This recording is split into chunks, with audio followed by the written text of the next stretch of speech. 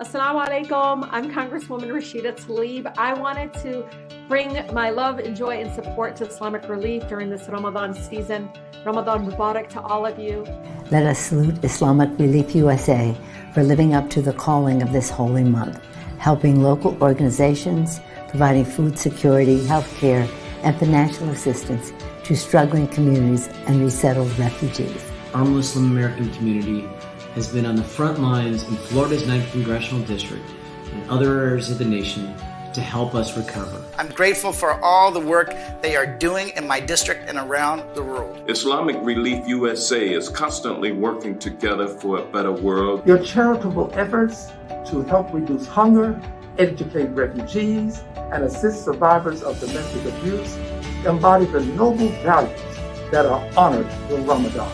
Your work to put the Muslim values of community and charity into action has helped not only provide food, but also healthcare, financial assistance, and many more hit hardest by this pandemic. Islamic Relief USA and the Muslim American community in my district has lived those values to the fullest these last 2 years. Thank you to Islamic Relief USA for the work you do to lift the voices of Muslims all around the world. As we continue to fight for a more just and more tolerant world, I am honored to be your partner in Congress. It's this community care that binds us as a global human family. We are better for all that you have contributed and the difference that you make. I wish you and all of my Muslim brothers and sisters a blessed month of peace and spiritual renewal. May peace and love be brought upon you. Ramadan Mubarak.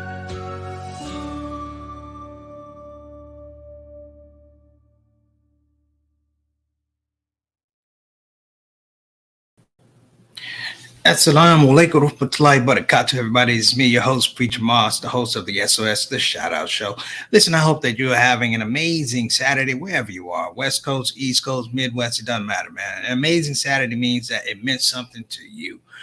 Brothers and sisters, as a follow-up to yesterday, I just want to say thank you for everybody that's been supporting me through this little transition with my health. I appreciate you. I definitely feel the du'as and a lot of sense of relief my way. Alhamdulillah. On top of that, I want us to also remember there are other people who may be suffering or going through something, and don't make dua for them. I'm going to ask a personal favor that you pick up the phone and call them, or just drop by, bring pizza pound cake or upside down cake or something and some sweet tea. Just make sure our brothers and sisters are doing well, particularly our elders. All right. Now, top of the story, top of the news. I'm not going to really go in the news today. We got special guest here today, and y'all know that when we bring people on our spotlight, as you've observed with the other spotlights, that the time I give them, a lot of people are upset because they feel like I didn't give them enough. No, it's just that these people are very adept and extremely interested with what they're talking about, and this is what good interviewing sounds like.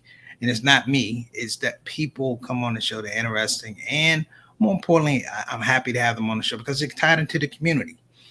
They're tied into the community. They're not bookworms, if you will. These are people out in the street. They know exactly what we're talking about. I'm on location here in Chicago, outside of O'Hare Airport, courtesy of Renaissance Hotel O'Hare, and shout out to them, kind of dealing with my situation as well. And other than that, brothers and sisters, like I said, we want to make sure we start this show off correctly. Like I said, I want to start off by saying thank you. So a little bit about the brother we're about to bring on. When I met the brother, I'd kind of been in the community for a while.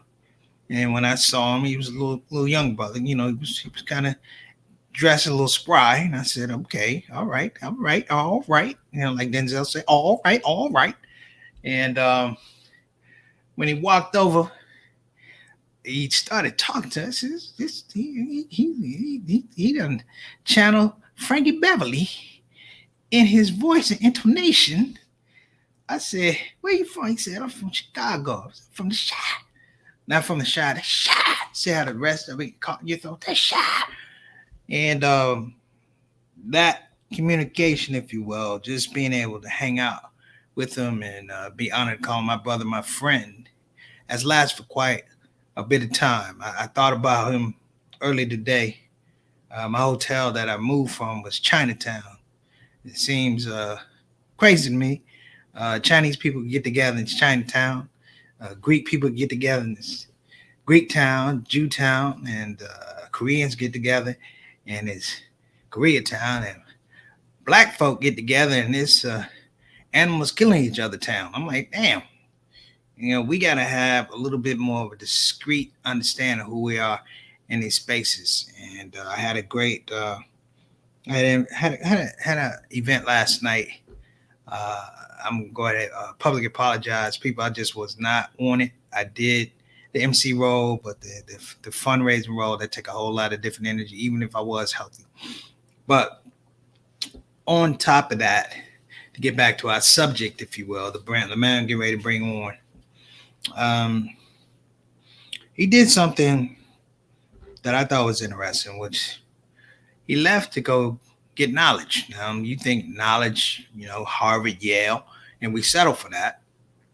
The thing that really interested and intrigued me is this brother had a different type of trajectory that he winds up going out to Al-Azhar.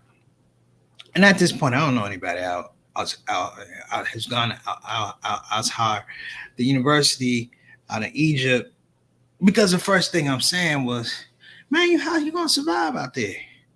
You from the Shy. Them people don't listen to Frankie Beverly. And as I began to listen to the story, it was quite extraordinary. Not that he went, but he finished and he came back. And what he's giving now is probably close to some of the most relevant, important information about Islam in America. And I say that because I'm a foot soldier. Let's put it right out there. I'm a foot soldier. I'm an honorary FOI. What I want to say is his message through his speeches and his lectures and his involvement with Alam is actually, in his own way, an extremely prophetic exercise if you start to listen to it. I've been a long time fan and advocate of Brother Ubaydullah Evans, and we're blessed to have him on the show courtesy of his family, because they've been extremely supportive of Brother Preacher Moss with ShOUT Curious and things like that. And so let me just say thanks to the sister and the babies. I appreciate it. So without further ado, let's get my brother on here. Imam Frankie Beverly, better known as Ubaydullah Evans. Assalamu alaikum wa rahmatullahi wa barakatuh. Wa alaikum assalam wa rahmatullahi wa barakatuh. How you doing? How's your health, huh? It's better, man. Those new antibiotics doing a lot, Do I need to move over, change my angle a little bit? No, you good, because when we go wide on you, you're gonna be straight. Okay, cool. You good, cool, man. Yeah, no, man. It's you a soldier, man. You a trooper, man. To still come out, still do your best. I don't know anything about the performance last night, but I was saying to a brother that I don't know that a performer, a speaker of any kind is sincere until they bomb, at least once or twice, because it lets you know, man, this isn't something we're just rehearsing and it's a refined product. No, man, it comes from a place of deep feeling. And when we're not feeling it, it ain't coming. It ain't coming. Hey, man, I saw a brother with a book full of notes step up to the minbar, and he was talking, and I literally heard somebody from the back say, "Hey, man, can you keep it down?"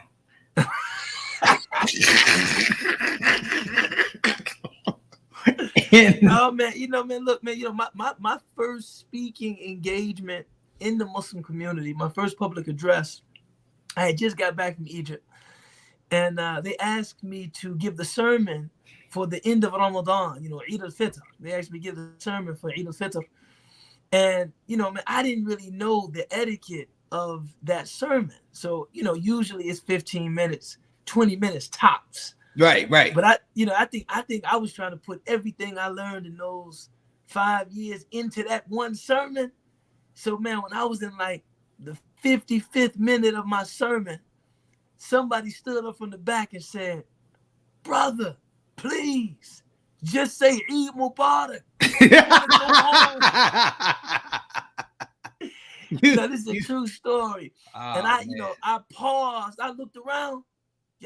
Y'all want me to finish? I saw people nodding affirmation. Yeah, please. Go on and land that plane, homie. And I hurry up and get out of there. But it takes a lot, man, to speak in front of people and to present in front of people. And the fact that you're doing it, even though you're not in the best of health, may Allah reward you, man, and strengthen you, and make your audience an indulgent and accepting audience, inshallah. The people last night, they were cool, but in that fundraising piece, I just got real with them. I'm like, look, let's just stop playing, because at this point, I'm trying to stand. I'm having issues. I'm having balance issues. I'm like, this ain't about begging. You in or you out. Literally. Hey, it's the worst fundraiser ever. At some point in time, you're going to be in or you're going to be out. Yeah, at some point. I don't need a half hour to discover that. You don't need a half hour to discover that. Mm-hmm. But I think they raised about 30,000. Alhamdulillah. Which to me is better than $1. Yeah, 30,000 more than they had at the start of the event. So yeah, man. I mean, but stuff all that, man. How are you, sir? Alhamdulillah ala kulli hal, man. We praise Allah in all situations. I'm currently in Seattle. We have an event here this evening for the organization ShOUT. So I'm currently in Seattle. And it's tripped out because you're in Chicago. I'm from Chicago, right? I'm from the Chi. This is how bad it was yesterday. I Googled it. I was literally 11 minutes from your house. I know, man. I couldn't get it together. I couldn't get it together. It's always easy to host in Ramadan because you ain't got to serve nobody nothing. You know what I mean? Yeah. And I, unfortunately, man, with this illness, man, I had to break my fast. Sorry about that. That hurt more, boy. You know how old heads get. You just hate it. But you know what though? It made me so much more sensitive to the older brothers who had to go through it. Mm-hmm. My big brother Reginald Kitchen, may Allah be pleased with him. He had diabetes, and I would literally sit with him, man. And when Ramadan would come, man, he would just cry. And it wasn't like, oh man, you can get it next year. He was like, I'm not getting it. He's like, preacher, I'm not getting it. And I'm like, wow. It's like, wanted him to go to Umrah. I hooked up a chain. He's like, I can't do that. And I'm like, I get it now. Yeah. Yeah. There's something you take. You'd be surprised, man. The things that demand the most of us end up being the things that we love the most. Just in life. You would think about something like, okay, man, you don't have to fast, and your excuse for not fasting is completely legitimate. I mean, Allah mentions in the Quran 2 times, right? If you actually have both. If you're traveling or not well, if you're traveling or ill, you're traveling and not well, and yet you wish that you could be hungry right now. Man, I wish that you could, endure fasting right now, but physically, you're just not able right now. Yeah, I ignore both of them, man. But look, we're gonna talk about that. But we're gonna talk about you. We're gonna actually do the formal show roll. I got so excited, man. I was supposed to start the show, but you're my brother, so you changed protocols for us. Bismillah, let's roll it, man. I'm gonna tell everybody, hang on. We're gonna be right back, and it's gonna transition officially over to the Ubaydullah Evans show. No, we'll be right back. That's the last thing we need.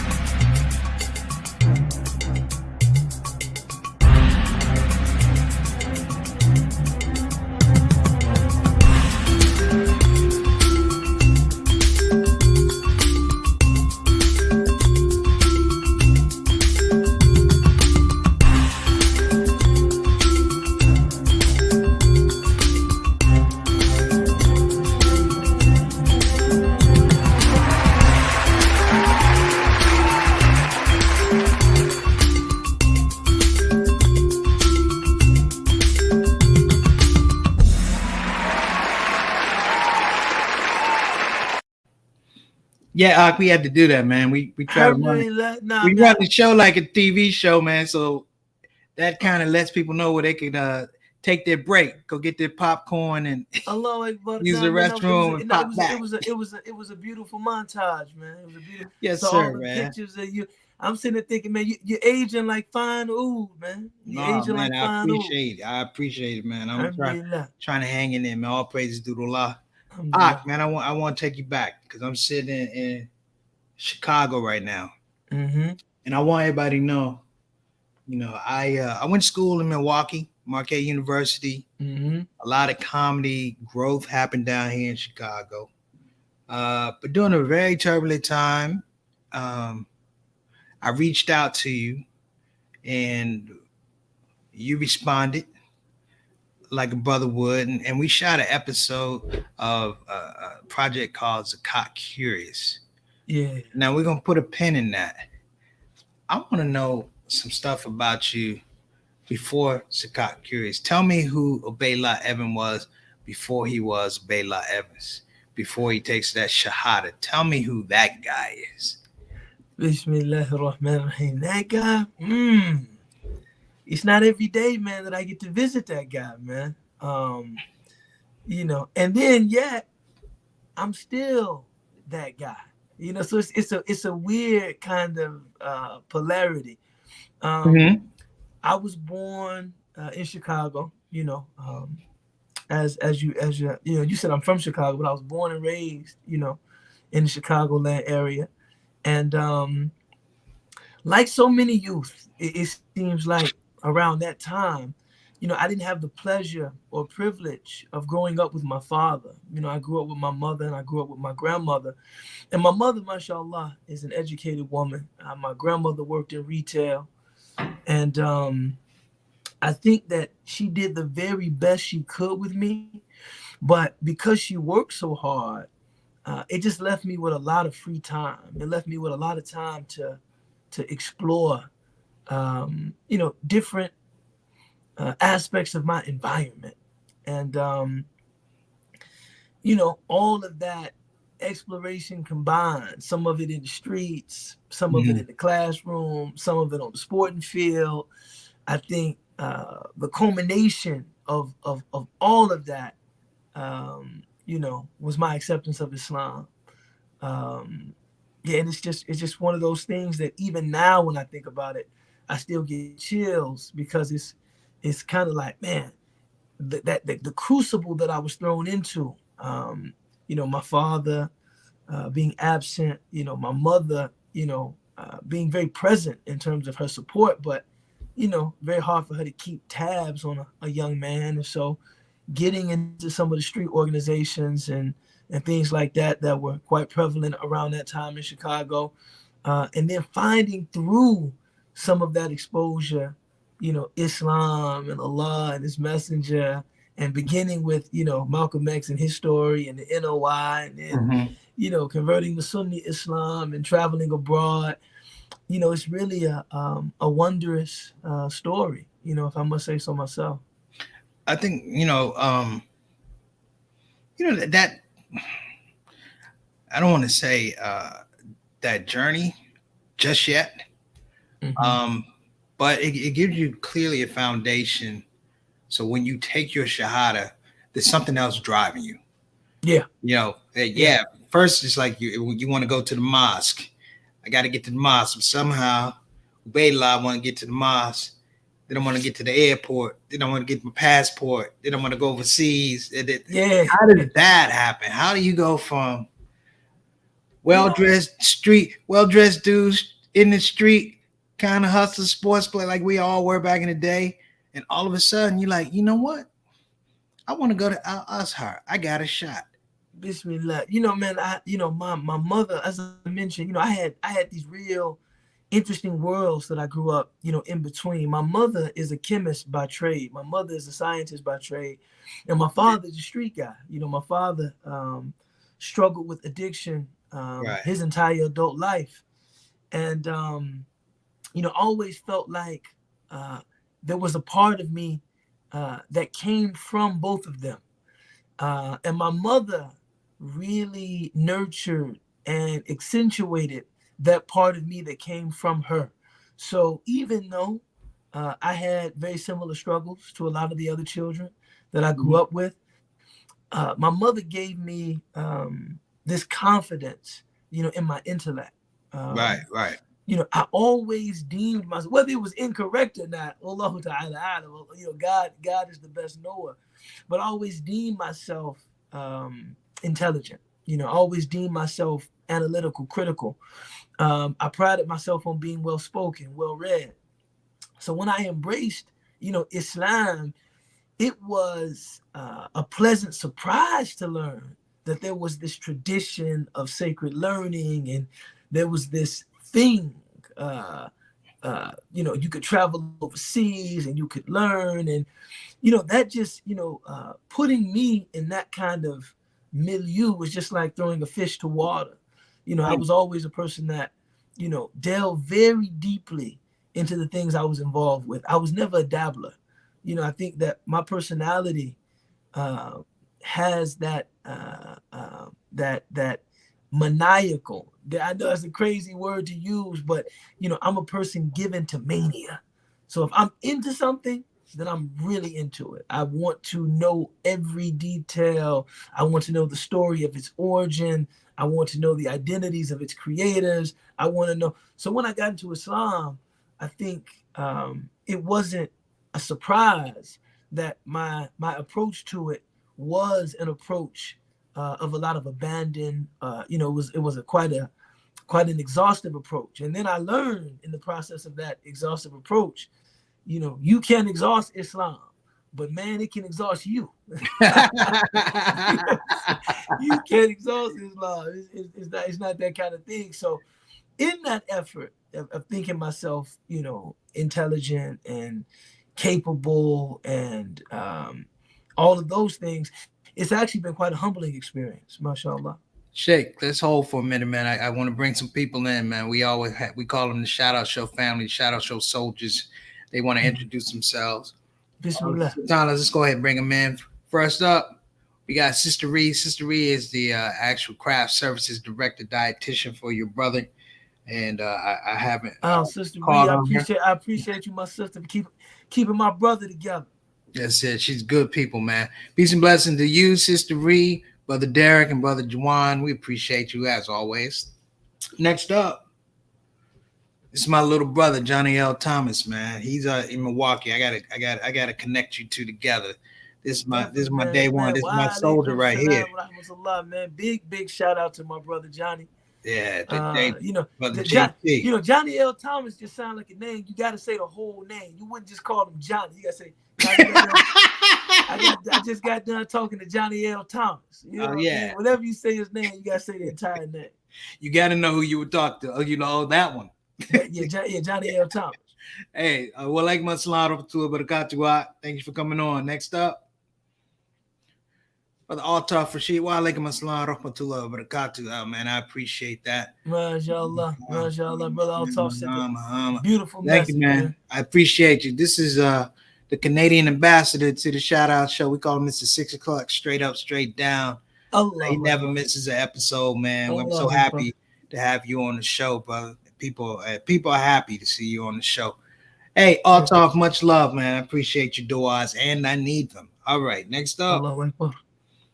Brother is Eric. I know it's Eric, but where I'm from is Eric. Walaikum assalam warahmatullahi wabarakatuh, Man, good to have you on the show. Yeah, Assalamu alaikum, mashallah. I've met a lot of good Muslims with the last name Carter, man. Some must be something with that. I don't know. I don't know. And this big boy right here. He's like he's like the FOI on the show, Brother Bilal Salahuddin. Wa alaikum assalam warahmatullahi wabarakatuh. All right. Oh, mashallah, man. I know his brothers, man, very well. Brother Rashid Salahuddin, Saud Salahuddin, his father, Sheikh Dawood, Allah yarhamuhu, may Allah have mercy on him, man, was one of the first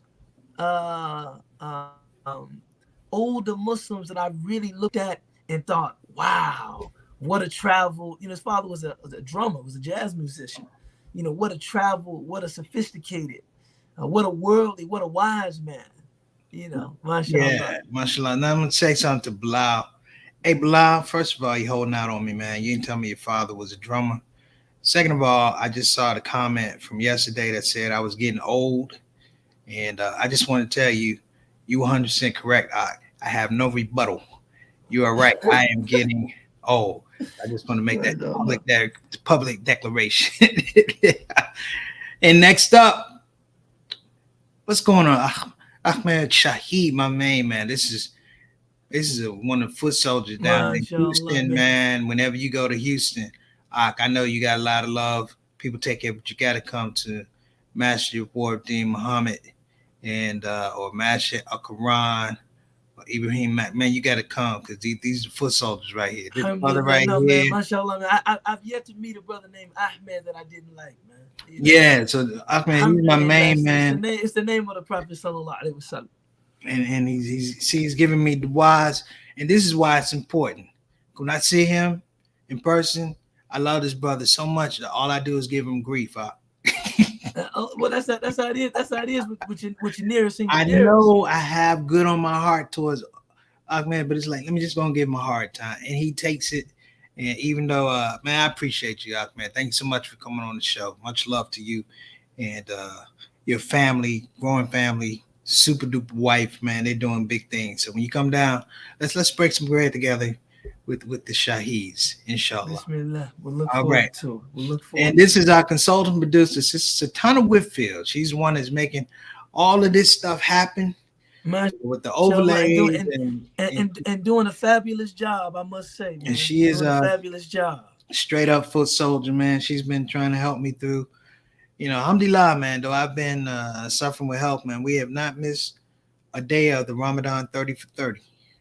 Alhamdulillah, even if we had to pre-record. Yeah. So, all right, man. Tell me about this vigor. Tell me about this fervor. Tell me about this energy that says, I'm going all in. Like it's a poker game. I'm going all in. I'm not trying to learn Islam from over here. I'm going all in. I'm going to Egypt. Bismillah. Well, you know, initially, man, I wanted to go abroad, and my mother pleaded with me to change my mind because, you know, she grew up and not grew up, but she had very recent memories of the Middle East being a place of great political turmoil, a lot of political violence. So I wanted to go to Syria initially, and my mother feared for my safety. So she asked me if there was somewhere that I could study Islamic locally. And I went to a small Islamic school outside of Chicago. And I was there. It was a beautiful program. Institution called IIE, Institute of Islamic Education. It's in Elgin, Illinois, about 35, 40 minutes outside the city. Well, about 35 minutes outside the city. And I enjoyed my time there, and I benefited greatly from my teachers there. But I knew I wanted a more immersive kind of Arabic experience. So I went to, and then also too in the interim, between being at that small school and going and deciding that I wanted to study, you know, abroad, I got married. So I got married, mashallah, to my first wife, Allah yarhamuha, may Allah have mercy on her soul. Ameen. And she became pregnant right as I was scheduled to leave to Yemen. And she was like, Ubaydullah, ain't no way I'm doing my first pregnancy in a developing nation. It's not gonna happen. You know, she said, look, I love you and I support you. You know, I am the kind of wife to you that if you were underneath the car working on the car, I would be right there. You telling me wrench, screwdriver, pliers, but I ain't doing no pregnancy in no developing country. And at that time, and I was at a really what I would call a dialectical point in my life where it was like, man, if I don't start doing what it is I want to do, I don't know if this is really going to happen for me. And you know, I made the prayer of decision making. I made salat al-istikhara, and she did too. And we came to the conclusion that I should go to Yemen for we were at the beginning of the pregnancy. She was maybe a couple months. I should go to Yemen for about 6 months and then come back for the last month of the pregnancy, and just to feel it out. But imagine we were only married for, I don't know, man, a short amount of time. I'm showing back up to her doorstep, back up to her family's house with their now pregnant daughter, telling them she needs to stay here because I'm going overseas. Yeah, Brother, you want that popular, bro. Hey, brother, look, man. When I was telling them what the plan was, I was already ducking because I just knew I was gonna get hit. And her entire family expressed the same confidence in me and the same understanding that she did, man. And even now, when I think about it, I'm humbled. They never doubted. They never said like, what is this? I mean, your wife is pregnant and you out here chasing some holy grail, talking about, no, it was just like, this is what I'm gonna do. And I'll find a way to get some money over here and don't worry about it. And I did my best. I came back and I thought to myself, you know what? I enjoy Yemen, but I don't know, for my wife and a newborn baby, it just might not be the most accommodating environment, man. It was, okay. You know what I'm saying? It was, ooh, you know what I mean? So how do you bounce from Yemen to Egypt? Right. So Egypt. I was thinking, this is what I'm telling you. I was thinking, where can I do some Islamic studies? But there's still enough, there's enough familiarity for my family. There's some shopping malls, some amusement parks, some libraries, some life, because my spot in Yemen was very rural. I was just in the middle of the desert, maybe a couple restaurants, and that was really it. And I thought, that's just a recipe for some postpartum. Nah, that's, I actually could see that might not be the best decision. But then Cairo kind of presented like a big, more congested, smaller New York City. So I said, I'll be able to study, and, I'm sure my wife will find some, creative and compelling ways to also, busy herself and spend her time. And that's the way, Egypt kind of came into the frame. So did you apply to them, or did they approach you? No, man, they Azhar is an old, Azhar actually just celebrated, I want to say it's 1200 year anniversary. Wow. It's very old school, and it has a policy of taking all comers. If a person comes from anywhere and they want to learn Islam, you will be admitted. What they do, however, is they issue you a placement exam. So you can place anywhere from kindergarten to enrollment in the university. The highest score that you can get on your placement exam is finishing 1 year of a specialized institute and then matriculating into the 4-year university. And so I practiced hard for the placement exam, and I scored well enough to get into the final year of the preparatory program. And then I went into the university straight away after that. So, in total, it was about 5 years. Wow. Man, I mean, it's impressive. So what we're going to do is we're going to take a quick break, let people reset, get the popcorn. We're going to come right back, man. I got a ton of questions I want to ask, inshallah. Thank you so much. We're here on the Shout Out Show with my main man, Ustadh Ubaydullah Evans. We'll be right back. Jazakallah khair.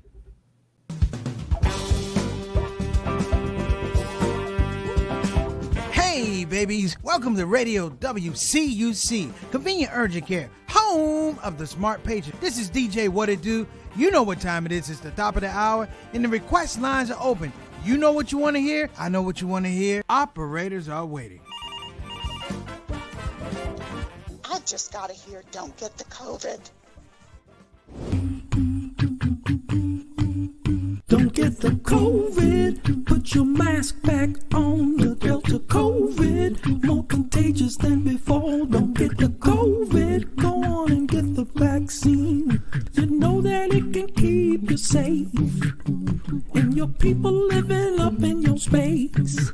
Don't get the COVID, you need to wash your hands. The Delta COVID is more deadly than before. Don't get the COVID, go on and get your vaccine. You know that it can keep you from dying. Don't leave your family all alone and crying. Don't get the COVID. We invite you to join our fight against COVID and against misinformation. It's time to listen to the doctors and trust the science. When I think of people dying that don't have to die, it makes me sad. Now is the time to be sober. Together we can make this thing over. Let's fight the COVID. Convenient urgent care, home of the smart patient. MashaAllah, man. I see you out here showing your singing and your acting chops, man. We're trying to make it happen. Yes, Listen, sir. Sheikh, I'm gonna let the viewers know we're already past 35-minute mark. It goes quick. It's like jazz. I tell, if we're doing it right, if the guests are doing it right, it's like jazz. So it's like jazz today. Allahu Akbar. Sheikh, I want to talk to you about contemporary issues. Yeah. One of the things we talk about in some of our private conversation, which will remain private, is how we see the world. How we see the world, how we engage the world. Securing my Islamic, my master's in Islamic education, open up the fact to a lot of issues in terms of perception. But outside of perception, value. I always ask which comes first, value or perception? Perception of value. In the current state of Islam, we have a lot of people they are leaving the religion. And we make the case a lot of times that it's the youth leaving the religion. But I'm 55 and I see a lot of our old heads. Some of them are leaving the religion because it's almost like I gave everything I could to it. And it's not the belief in Allah. Sometimes it's the belief in the community to create this space where my confidence is restored when I come to these places of worship or these events and things like that, man. What is the state of that, Sheikh? I mean, I'm seeing it more and more. We had a show on a while back, and we talked about the increase in teen suicides. But we talked about the huge increase with Black children. We ran a story of a kid who was bullied. He was 7 years old, either 7 or 10 years old, and he took his own life. SubhanAllah. And I'm like, these things are not, they're not contained to non-Muslims. These are real issues that we're seeing. That air is out there. And I'm like, where are we missing? Where are we missing our opportunity to really step in that fold and say, hey, wait a minute, man, this is why you have this life. I yield the floor to you. Bismillah. Man, I had to reconsider a few years ago my position on suicide in Black communities. I think we grew up with this misperception that Black people don't commit suicide. Whenever we heard about suicide, we thought, that's some frustrated, bankrupt white man's lament against the difficulties that we regularly endure in living. Until I was talking to a good friend of mine, and he was talking about how reckless he lived before he went to prison and embraced Islam. And he spoke about shootouts, and he was supposed to sell people's drugs for them, and he would run off with their drugs, and they would say, "I'm gonna kill you," and he would say, "Come get me," and the kinds of drugs he was using. And at one point in the story, he said, a lot of people thought I was crazy. A lot of people thought I was a demon. He said, really, I just wanted to die. He said, my state was really one of somebody that needed a suicide intervention, but there was still a cultural stigma attached to me grabbing the gun and taking my own life. I wouldn't do that, but I was living in a way that I knew that I was risking my life every day, and there was a part of me that wanted to die. And I thought to myself, you know, if you think about suicide like that, a lot of our young men in these urban environments are suicidal. You know, a lot of them don't have much to live for. A lot of them look at life and don't see any hope. You know, a lot of them, you know, see themselves as kind of existing in a burning building. And, you know, I can either let it burn or I can jump out of it and fall to my death. A lot of them see themselves like that. So I think that this issue of life having meaning, this issue of people having purpose, you know, this is imperative, man. This is you know, something of primary importance, and it's relevant to all people. It's not just, you know, relevant to middle class folks or white folks or educated folks or no. I mean, this is relevant to people, man. And I think that sometimes we take pride in the wrong things. You know, a lot of Black people pride themselves on their ability to suffer quietly, their ability to endure patiently, and in instances in which there's no alternative, then we have to endure patiently. But where we can seek help, where we can be reaffirmed, where we can be reminded of who we are and whose we are, may it be glorified and exalted. We have to make sure that we seek out those reminders.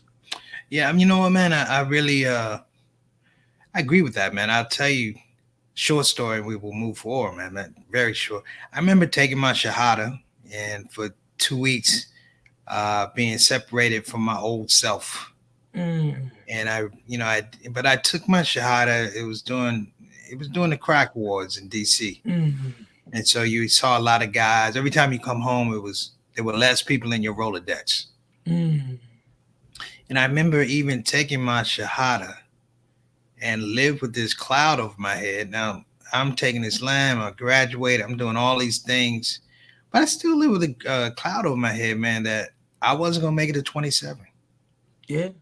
And literally when I got to 20, I made 28, man. I was in the stew. I didn't know. I hadn't planned past 27. Yeah, no. I was like, for the people, I said, for the people I deal with, the craziness, I can't see myself making it, man. And alhamdulillah, man. It's a different conundrum, man. You know, that whole idea. Man, it's, you know, if you don't see anything for yourself past 27, you're going to live like a person who doesn't see anything for himself past 27. It's true. You're 100% right. But it's like, even, you know, we talked about, you know, I talked about it, Dr. Jackson, and you know, whole idea of Black theodicy has always been something that I'm like, why are we doing this? Like, why do we? Sometimes I love gospel music, but sometimes I'm like, hey, there needs to be a song that says, Jesus help me, but the white man right now ain't doing me right. You know? Yeah. See, I think our community has struggled to hold both of those realities in a productive tension. You know, you can't look, first and foremost, anybody, if you don't believe in the next life, if you don't believe in infinite justice after we die, you're going to be frustrated by what happens in this world. Yeah. Because, you know, this is not a place where the scales are balanced. That's the nature of existing in the world. I'm talking about, I'm not, I mean, that might sound like an oversimplification, but that's real. If you don't believe in a divine reckoning, the world is going to frustrate you, because it's a whole lot of people that appear to be getting away with stuff here. And it's a whole lot of, you know, people that are the salt of the earth that appear to be suffering unjustifiably. If you don't believe in the next life, that's a question that won't ever be resolved for you. On the other hand, we don't look at, you know, suffering in this life as an indictment or a sentence that we just got to accept this, and there's a pie in the sky beyond this world. Every bit of suffering or inconvenience or injustice that we experience is a test. And the test is, how will we correct this injustice? How will we remove this injustice? How will we repel this injustice? So it's not a choice between just being a fatalist and just waiting for the decision of God and suffering the brunt of the oppressor. But it's not, there's nothing beyond this life. So if we don't get victory here, there is no victory. So this isn't, as the old NOI doctrine dictated, heaven and hell are both on earth. No, that's not true. But if we find ourselves in a hell on earth, we should be working to make it a heaven. Yeah, no, that's a great point. Great point, man. But let me ask you this question now, and you can run with this as much. Why are we not connecting with the community outside of the Muslim community? Our spaces, we have all these charities. We're doing this work. I remember seeing, $1 million checks written for Hurricane Katrina and another some $1 million for Hurricane Harvey and da-da-da. Mm-hmm. And it's still a big question mark over the Muslim identity. Well, tell me this, man. Alhamdulillah, man. I'm happy. I on 2 days a week, I mentor a group of young returning citizens, a group of young Black men through the Inner City Muslim Action Network. And one thing that I'm very pleased to report is that fatherhood is returning to Black communities and has been for maybe the last decade or so. When I was growing up, it wasn't uncommon to talk to people that had abandoned their children. I can remember being in barbershops, because I was a barbershop, I was a neighborhood kid, and listening to men joke about abandoning women that were pregnant and claiming to be carrying their children. Yeah, I remember that. I'm taking a vacation. I ain't coming back. The old minister society came. It's not mine. Why are you telling me? I had the Jimmy on extra tight. That was the culture that I grew up and I witnessed, and I've seen this change. I've seen this, improve in Black communities, and I'm very happy with that. A man now were to say he abandoned his children, he might get slid. He might get beat up in the barbershop he's talking in, right? It's not. It's not popular. It's not popular. But when you think about what led so many Black men to abandon their families, I think it was most people that I've talked to, if I couldn't be for my family what I aspired to be, which is their provider, their protector, their leader, being there became humiliating, embarrassing, painful, and I would rather be absent. And I think in a lot of ways, the Muslim community is abandoning the greater community in a similar spirit. That I think we know I'm supposed to be here to you, a servant, a leader, a guide. I'm supposed to represent something, especially when we're talking about Black Muslim communities. I'm supposed to represent something to my people. And when you recognize, man, I've accepted Islam as a kind of alien theology that really has no connection to my day-to-day, a bunch of teachings that I haven't been taught how to make them relevant in my life, a bunch of Arabic phrases have been poured on top of me. I've lost the ability to be self-authenticating. Being in front of my people in that state becomes humiliating, man. We know it. We know it. So what do I'd rather abandon them. Wow. Like a man that, like I said, man, being in my, my children's life is unemployed. The social worker comes to the house, mama telling me to hide in the bathroom, get in the tub, because if a man is there, she won't get her WIC, she won't get her stamps, she won't get her aid. Man, this is humiliating to me. I would much rather leave. And so that's the way it is with our community, eh?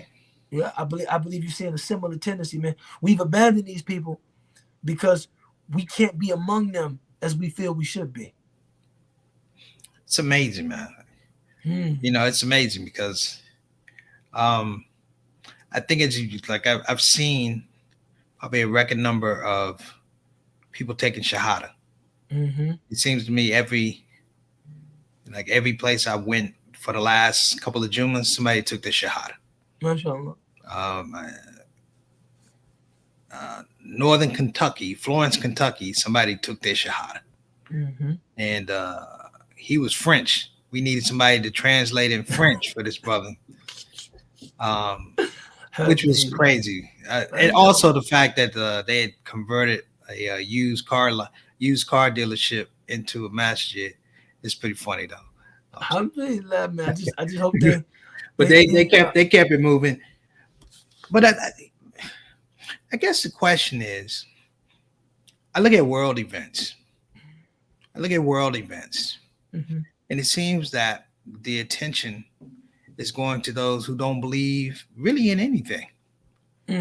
That there's a galvanized forum for people to get into a space and literally say, I'm going to lie to you. I'm going to kill you. I'm going to displace you. I'm going to cheat you. I'm going to rob you. And you're going to take it. Yeah. And, you know, it's funny, you know, because we're dealing with the Ukraine. We're dealing with Russia right now. But it was the same thing in Syria. You know, your mother was right. I'm happy you did not go to Syria. But yeah, no, mama give her a hug for that. You know, mama usually is. But you know, man, I think the thing that's inspiring is she saw it then, and let me break this down. She saw it then, way back then. She tells you to go anywhere but Syria. You go through this whole thing with the wife from Yemen to Cairo. To me, flipping through Instagram and you giving your mama Shahada. Allahu Akbar. Yeah, no, man. Allah is generous, man. Allah is generous, man. You know, my mother has been my stalwart supporter since my first breath, man. You know, my mother has, you know, as Dr. Cornell West says, you know, I am who I am because somebody loved me. You know, my mother just loved me, man, and just always supported me and believed in me, you know, so that when I was making these different moves, you know, my mother never became agitational or confrontational. She would challenge me if I had an underdeveloped idea or thought that needed challenging, but she was, you know, it's a sign of her great humility that she could come later and embrace a religion that, you know, her son found value in and could do so with pride, man. I mean, I was going to show that video, but I didn't have your permission, bro. So I was like, I'm not going to show that video. Yeah, you could have shown it, man. I just want you to talk about it. I think the video. Yeah, I love for people to see my mother, man. My mother is a beautiful woman and a very intelligent, you know, woman, man, and a selfless woman, man. So, yeah, no, I love to show my mama. I mean, she's a queen, man. She's ain't a queen, no doubt about it. Yeah, ain't no doubt about it. Yeah, we can hear you smiling, boy. Yeah, I love to show my mama. Oh, absolutely. Sheikh, I need your help, man. Normally I do a Jews reflection.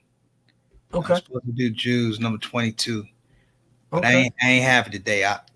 Bismillah. I got the Most High right here, man. Let's just. Can I tell you what, we're gonna open to the 22nd randomly.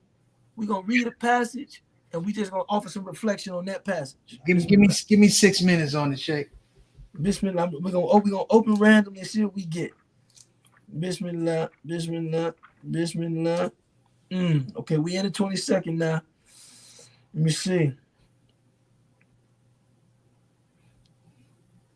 All right, Bismillah. In Surah Saba, which is the 34th, which is the It is the 28th, I want to say. No, let me make sure. No, it is the 34th. I was right. I got to trust myself more. It's the 34th chapter of the Quran. God says, "A'udhu billahi minash shaitanir rajim. Bismillahir rahmanir rahim. وما أرسلنا في قرية من نذير إلا قال مترفوها إنا بما أرسلتم به كافرون." God says, and we have not sent, and of course this we is the royal we, all right? This is the this does not imply a plurality of things. God is one, but it is the same way that a king or a queen in their court says, "We are not pleased." It is a way of speaking to their it's magnifying in a sense their status. And God says, we never sent to any town في قرية من نذير, a warner to that town, except that the mutrafuha, the people that were wealthy, the people that were affluent, the people that were benefiting from the status quo, they said, indeed, we are unaccepting completely in what you're calling us to. So in this verse, Allah is saying that the messengers, those that warn, those that come to a society and they see oppression rampant in that society, they see the maldistribution of wealth in that society, they see a lack of justice in that society, so that, poor people are being treated one way, wealthy people are being treated another way. They see the exploitation in that society. It is always the people that are benefiting from those exploitative structures that are most foremost in rejecting that warning. We don't want that. We don't. Why? Because it will jeopardize the positions of worldly influence that we occupy. In the Bible, these are talked about as, principalities and places of power. This is where the rejection of truth emanates from. It is always the meek. It is always the salt of the earth. It is always those that are societally underrepresented in the institutions of power and wealth and influence. It is always those people that are eager for truth because they know truth will redeem them. Many people that live with oppression, many people that suffer exploitation, the only thing that gives them any solace is that they know that above this, there's a God that does not approve of the way that I am being dehumanized, that does not approve of the way that I am being treated, that does not accept the way that I am being exploited. And so they are eager for truth because truth will lay bare the lies of the society. And the people at the top are always, through various means of co-optation, trying to get them to believe in the lies. You know why you're in this position? It's because you value basketball players more than you do scholars. You know why your community is the way that it is? It's because lies.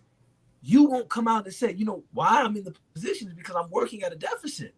I'm working against someone that is invested in preventing my flourishing, invested in my occupying the place in the society I've occupied in the society since its inception.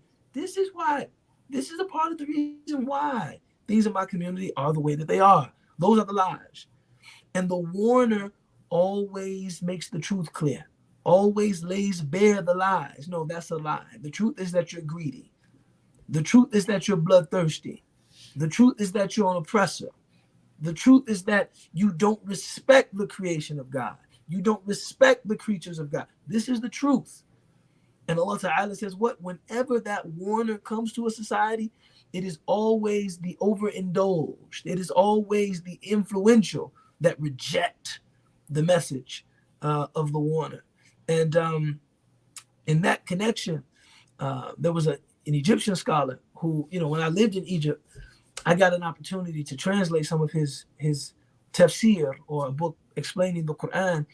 He said when the Prophet Muhammad, peace be upon him, stood up in front of his community and he said, La ilaha illallah, there's nothing worthy of worship except God. The people who rejected him, they didn't reject him because of theology. They didn't know anything about theology.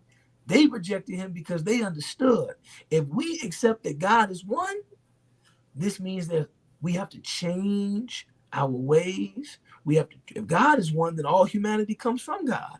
There's certain people we can't enslave, certain people we can't disrespect. We have to treat women better than we've been treating them. They understood what La ilaha illallah, what there is no God except God. They understood what that entailed. That's a comprehensive truth. Said, that is what they rejected. So this verse in the Quran is a Quranic expression of that. Man, that was beautiful. I appreciate that, man. Listen, that was a lot of hawk. That's a lot of hawk.